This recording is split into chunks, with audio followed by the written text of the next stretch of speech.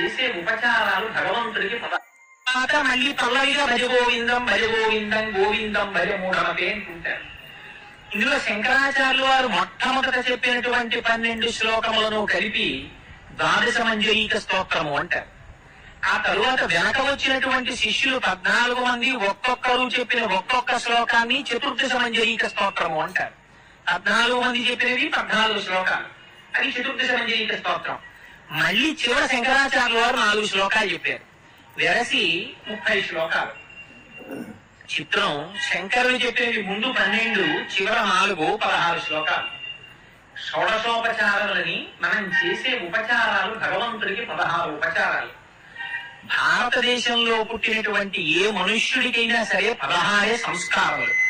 పుట్టినది మొదలుకొని చిట్ట చివర శరీరం పడిపోయిన తరువాత చేసేటటువంటి అంచీష్టి సంస్కారంతో కలిపి 16 సంస్కారములతో మనిషి జీవితం పూర్తయిపోతుంది. ఆఖరికి మనం పూజ చేసినా సరే చిట్ట చివర 16 ఉపచారం దగ్గరికి వచ్చేటప్పటికి మంత్రపుష్పాన్ని చెప్తాం. ఆ మంత్రపుష్పం దగ్గరికి వచ్చేటప్పటికి అప్పటి వరకు ద్వైత భావనతో భగవానుడు అక్కడున్నాడు, నేను ఇక్కడున్నాను అని చేసినటువంటి పూజ చిట్ట చివరికి వెళ్ళేటప్పటికి నాణ్యత్పంధాయనాయ విద్యతే, ఎక్కడో లేడు భగవానుడు, ఎక్కడున్నాడు?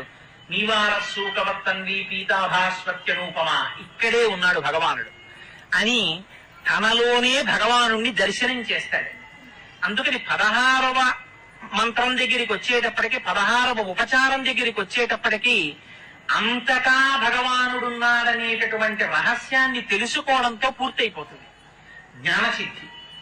అలా శంకరాచార్యుల వారు భజగోవింద శ్లోకాలు చెప్పినటువంటివి కూడా వారి ప్రయత్నం లేకుండా 16 శ్లోకాలుగా పూర్తయ్యాయి.